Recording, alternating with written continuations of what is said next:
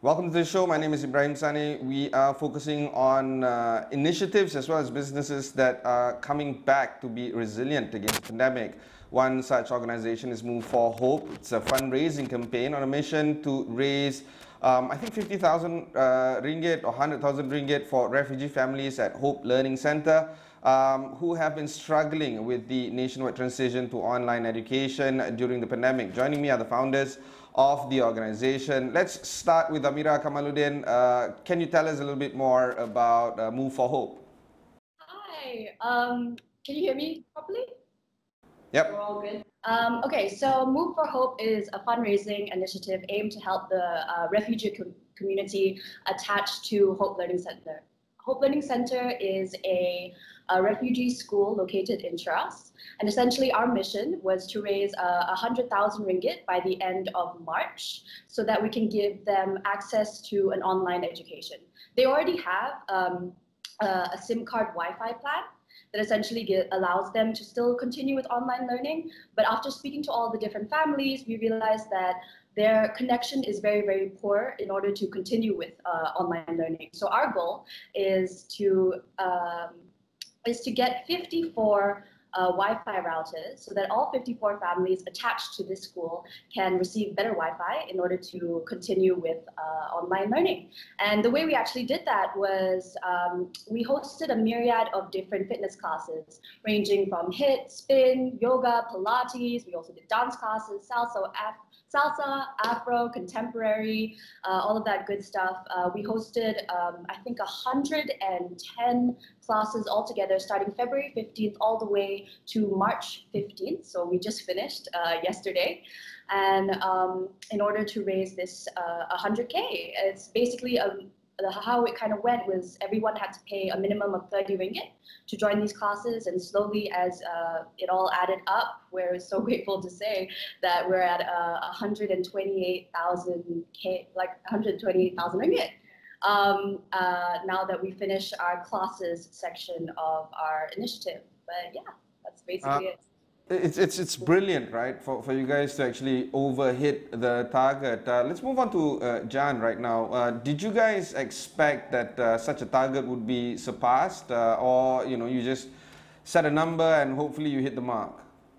Well, we knew roughly what we had to get from the beginning because there's a certain amount of money that we had to pay for the routers, as well as any additional costs that we had to cover through Simply Giving, for example.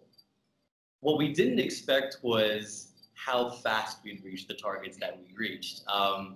We had a goal of 70K by the end of March, realistically, and then potentially the 100K by the end of April, early May. But what ended up happening was there was such an overwhelming amount of support from all of our partners, the donors, all of the instructors to really make this entire initiative a success. We were constantly marketing. There was always content out. So it wasn't expected, but I feel like with the amount of work that all of us, everyone, including the people that we worked with, put in, we achieved an amazing thing, and I'm incredibly grateful and proud of it. All right, Ula, let's talk a little bit more about what the plan is next for you guys. Do you guys want to do this, and enlarge it and perhaps go nationwide, or what's the plan? Well, yeah, so I think the first plan is to actually get the Wi-Fi routers to the kids. Now that we've raised the money, that will be our next step. But from here on out, we actually have a few really cool things planned. We are excited to start a women's circle as well as a men's circle for these kids, which will be happening sometime in April. And all of us will be offering our time to have these mini workshops for them where they can just really explore what it means to be a teenager in today's world, as well as add some creative input in there. We've got a little bit of a dance class planned. We've got self-esteem sessions planned, just so that they can work on themselves and build their confidence. Other than that, we are also working and partnering up with some local companies so that we can get them workshops and potentially like maybe a photography workshop or maybe a media thing. It's all still in planning, so it's not as concrete yet, but definitely we're looking at how can we, now that they're going to get the Wi-Fi, how can we help them reach a higher standard of education and a better understanding of how to use the internet? Because now that they'll have access to it, access is great, but I feel like we want to now take it a step further to actually help them make something of it. That's definitely one of the next steps. Another thing is we have, I think, a bunch of books, new books that were donated so that we can give that to them. We have donation drives planned so that we can get some old technology, secondhand laptops, all of those awesome things that together with the Wi-Fi will create a bundle package for them so that they can really take it up to the next step. Yeah. So how do you guys intend to do that, Amira? When you guys talk about taking it to the next step, like how? So essentially what's going to be happening from now until April is that we're currently in the planning phase of all of these different workshops. Taking it to the next step, we mean just kind of giving them a next level of education. Right now, with what the school offers, is that I think certain years come in on certain days and younger years come in on certain days. So it's very much split. Right, they have your basics, maths, science, and Englishes, but what we want to Englishes, what we really want is to expose them to the creativity. So one of the things that we are actually planning is that we have a partnership with a young enterprise company called BGBG, and they focus on educational programs. So one of the educational programs they have are, they're a lot centered around creativity. One of the things is like sustainable fashion making, where they create garments with sustainable materials. They also have a bunch of tech workshops. They have a lot of woodworking workshops. So these are quite hands-on, creative kinds of educational programs. So we want to be able to expose them to a form of learning that's a little bit more creative, a little bit more hands-on, and a little bit more engaging. So that's one of the things that we're doing with BGBG for the educational programs. Another way that we're using a creative medium is through our women's and men's circle. I think one of the ideas that we've been able to come up with for the women's circle is not only have like a 45-minute dance session and a meditative session, but also have a makeup session. One of the things that we wanted to do was actually sit down with all these young refugee girls and speak to them about makeup. So to me personally, I believe that makeup is something that enhances your own features rather than cover up your flaws. And I think we're very grateful to be partnered to find sponsors of different makeup companies so that we can explore this idea of makeup, to find that empowerment, to allow them to explore their own bodies and their own faces through a creative medium by doing things like eyeliner and eyeshadow and stuff like that. So there's a lot of things that we want to do in order to enhance their educational experiences. But I think the way that we're trying to approach it is definitely through a creative medium. Yeah, Jaan, that's a good segue to you right now. As head of marketing, I want to know more about how you are collaborating with other brands, other organizations, other institutions. Was it hard to get into their buy-in, or is it a rather seamless approach? They too want to help out the community. I think honestly, working with the partners that we have, they were all very, very receptive to the ideas that we had. Everything that was provided to us in terms of, at least as far as Lululemon and Drop goes, they provided all the marketing collaterals that we needed. They gave us all the information that we needed, and creating the content to promote all of that was fairly simple coming down the line. The partnerships that we had, beyond just that, like BGBG and moving forward, as we work with more and more people, it's gonna be a little bit easier to start doing the content marketing and expanding our audience. For example, right now we're working with the likes of, yes, Lululemon. They generally are targeting a specific audience, but we really want to expand further than that. Like, we want to work with schools to get younger kids involved, because we want to try and bridge the gap between, younger people and older people.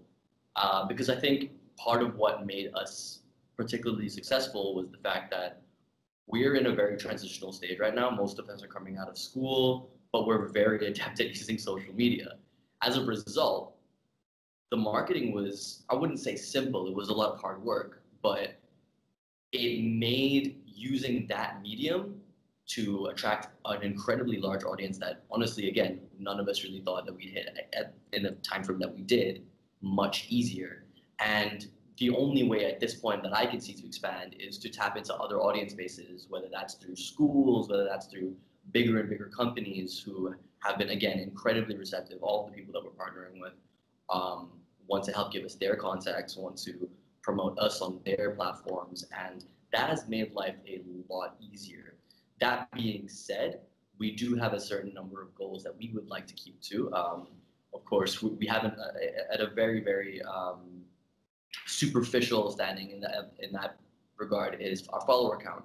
We still haven't even hit 1,000, and one of the things we want to grow to is that. But beyond that, we want to target the people who want to help these communities. BGBG, again, they put us in contact with some incredible fundraisers, and we're looking forward to working with them down the line. When it comes to a marketing standpoint, the more that we work with these people and the more content that we can create, it'll be a lot easier to reach a wider audience. You know, you guys are very inspirational for many young Malaysians right now. Ula, let's talk a little bit more about what this means for you as a fundraiser and inspiring many young Malaysians to do a lot more for their communities. How do you think this will impact the way they move forward and the way they organize their communities themselves? Well, for me personally, I mean, this whole fundraiser has had a very special connection to my heart. I started volunteering at Hope Learning Center last year, and I taught English and dance to these kids. And it was just the most amazing experience because I firsthand saw the hunger and passion in these children's eyes and hearts. They want to learn. They were so excited. They asked questions. They have dreams just like all of us. And I feel like that is something that is important to be said, that everybody has dreams, no matter who you are, no matter where you're from, no matter what your story is. And these kids had tough backgrounds, you know, they had a really tough background. And for them to still have, that's something that really struck me. And so this fundraiser has meant so much to me just because we are able to help them raise the standards. We're able to help them get one step closer to their dreams. And for us youngsters, 20-something-year-olds, to be able to do that shows me that if we can raise 128,000 ringgit, and we're still raising more, donations are still coming in. If we can raise that much, then my question is, what can everybody else out there do? You know, these kids have a dream, but so do we. One of our dreams was to help these children. And we took a step to help achieve our dream, to help them with their dream. Yeah, that's a lot of going around. But if people out there have a dream to help, to make a difference, and I think a lot of people do, the only reason why they don't do it is because often they wouldn't know how to start, or they don't believe in themselves that they can do it. We had that same problem. We didn't know how to start. We weren't sure if we were able to do it. But I was talking to Amira yesterday, and we decided that we were like, yeah, you know what? Even if we would have just raised 10,000 ringgit, we would have been able to make a difference. Even if we would have raised 2,000, that's something that we could have started to make a difference with. So my call out there is to say that if you have a dream and you are not sure if you can achieve it, start it anyway. Start it anyway, see where it goes, because every single step, every single intention to make a difference is going to make that difference. And it doesn't matter how small or big, but everybody has to start somewhere.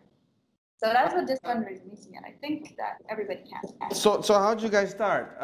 You know, knowing that was a problem, how did you guys get organized? I mean, I was asking Amira for job titles for you guys so that you guys can come on, and then, you know, it seems like you guys are rather organized already. So really, how did you guys form? How did you guys coalesce amongst each other and try to build something? Yeah, I'm not going to say that it was all smooth sailing from the beginning. Definitely not. But it basically, I'll explain basically from like the very beginning. It kind of started off with me, Ula, and Vanessa. Really, it was kind of like the three of us. We're all instructors. So Vanessa does yoga, and me and Ula do dance. So we figured that if the three of us were to like pile our money together and just kind of and do a buy donation class, we can just see how much money we can raise together. And then they, both Ula and Vanessa already had a really close relationship to Hope Learning Center. So we figured, okay, if they already have a really close relationship, let's continue that. Let's cultivate an even stronger relationship with them and try to make change with the money that we are able to raise between the three of us. But I think after a while, after listening to them and asking them, what do you need? What are all the things that you need, and how can we help in a bigger way? That's when we started growing. And that's when we started recruiting a bunch of instructors. And the more instructors we gathered means that our team had to get bigger. As the goal gets bigger, we get bigger. Yes? So that's when we started recruiting Jaan and Gerald and all of this. And now we have 14 people on our team altogether. And we all have our own assigned jobs. This is all very new to us. Everything is very new, and we're all still trying to figure out and figure out everything, and where our feet are going to stand on this.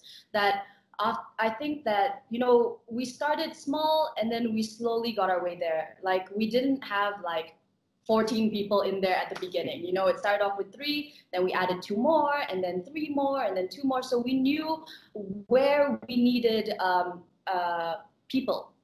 So I think with the 3 of us, me, Ula, and Vanessa, me and Ula already had really good connections with most of our instructors, that we became part of like this recruiting team and trying to get people on board. Vanessa is already incredible at designs, that it was very clear to bring Jaan on so that they could work together on marketing. And Gerald is already really used to this marketing world, and he's studied marketing, so that it was quite easy to kind of bring him in and put him part of the team so that he can get all these partnerships and speak to all these sponsors and stuff like that. So it definitely didn't start off smooth sailing.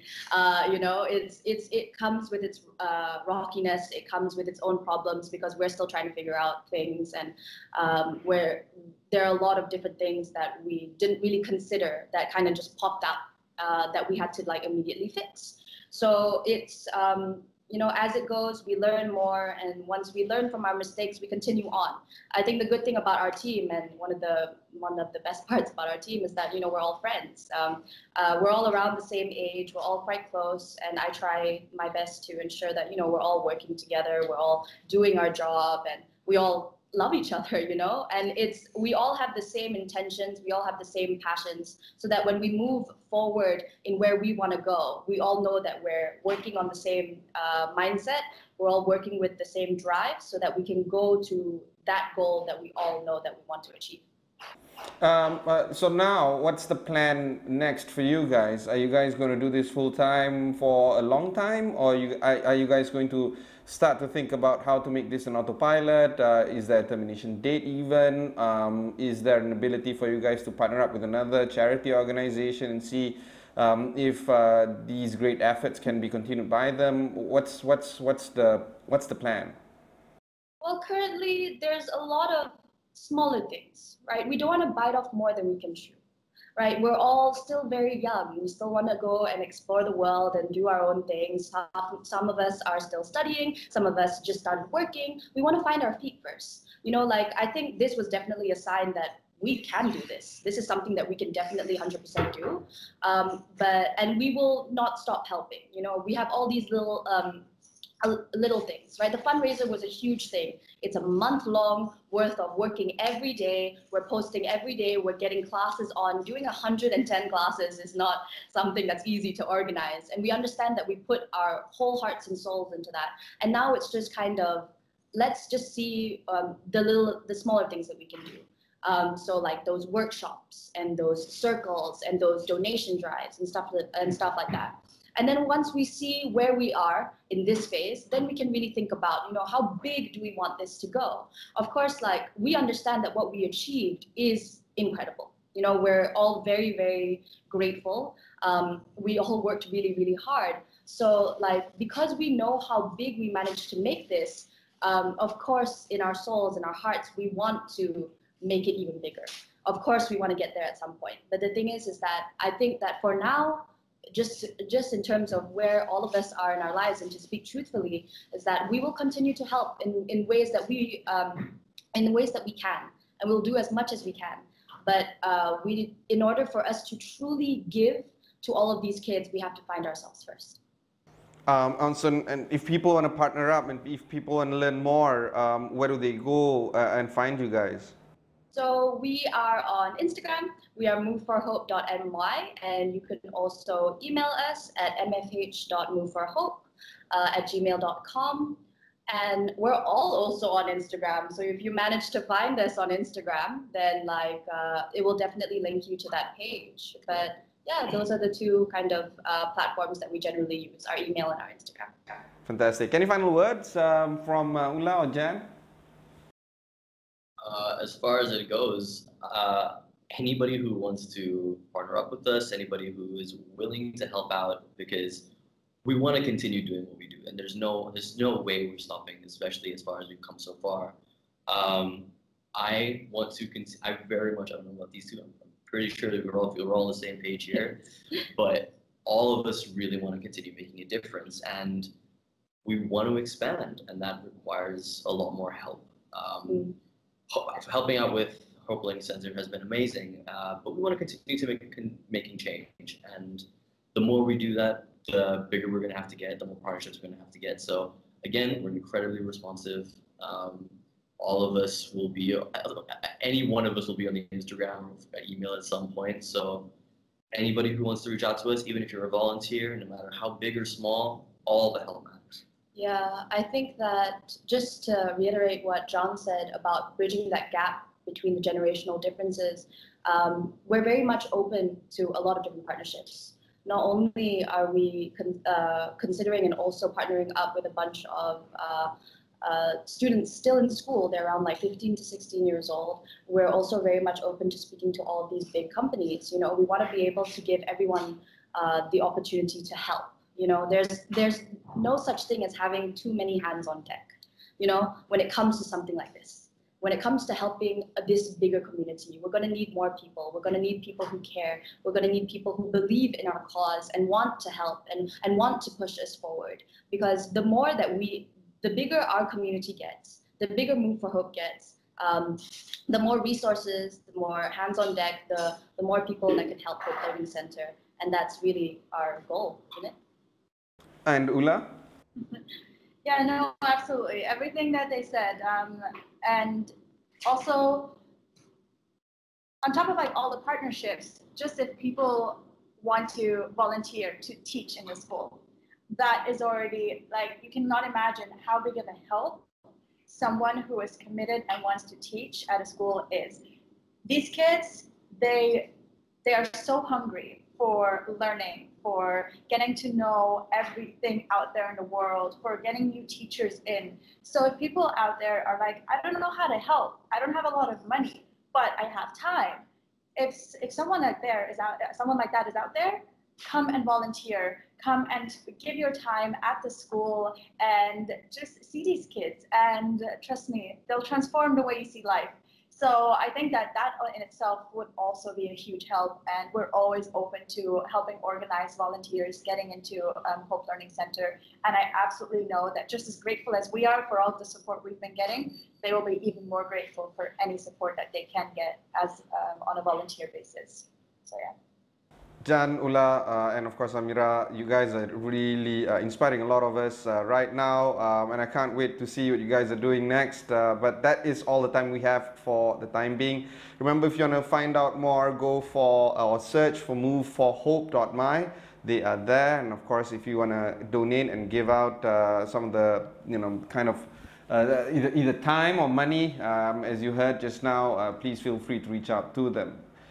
If you've missed any part of the show, just head on to astroawani.com, look for Notepad, or even Move for Hope will be there. Till then, thanks very much for watching and goodbye.